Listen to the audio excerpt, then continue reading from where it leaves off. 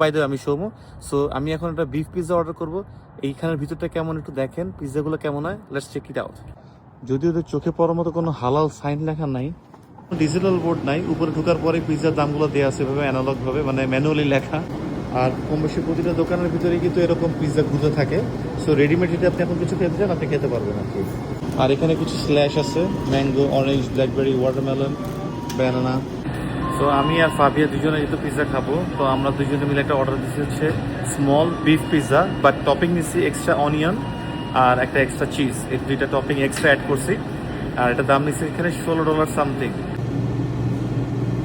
আমার পিৎজাটা হয়ে গেছে, উনি এখন পিৎজাটা কাটবে। আর এই যে মেশিনটা এখান থেকে একদিক দিয়ে ঢুকে আরেক দিক থেকে পিৎজাটা বের হয়ে যাবে। তো এই হচ্ছে আমার পিৎজাটা চলে আসছে। দেখেন অনিয়ন্সটা কত ভালো লাগতেছে, বিফটা এবং চিজের জন্য আরো বেশি ভালো লাগতেছে। সো এইটা এখন আমি বাসায় যে ফাভিয়ার সাথে মিলেমিশে খাবো। আমি বেশি খাবো, ওর একটু কম দিব।